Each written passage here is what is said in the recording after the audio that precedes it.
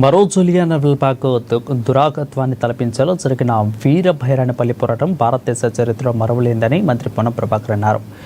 వీరభైరంపల్లి గ్రామస్తుల పోరాటం తెలంగాణ రైతాంగ సాయుధ పోరాటంలో పాటు తెలంగాణ తొలి మలిదశ ఉద్యమాలకు స్ఫూర్తి అని గుర్తు చేశారు. నాటి రజాకాలతో జరిగిన పోరాటంలో అమరుల కళలు సాకారమైనప్పుడే అమరుల త్యాగానికి నిజమైన నివాళి అని తెలిపారు.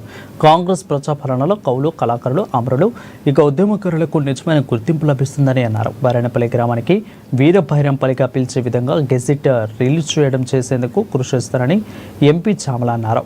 వీరభైరంపల్లి గ్రామ అభివృద్ధికి సీఎం రేవంత్ రెడ్డికి దృష్టికి తీసుకువెళ్లి గ్రామ అభివృద్ధికి కృషి చేస్తానని తెలిపారు.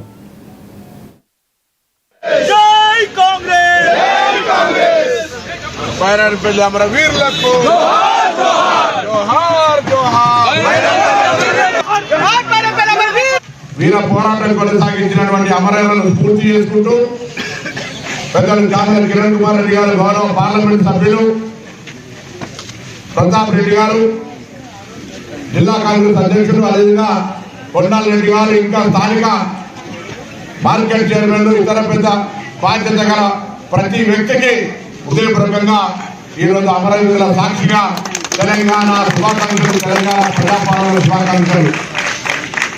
ఈరోజు 1948 సెప్టెంబర్ 17 నాడు నిజాం రజాకారులందరూ ఆనాటి ప్రధాని నెహ్రూ గారు, సర్దార్ వల్లభాయ్ పటేల్ గారితో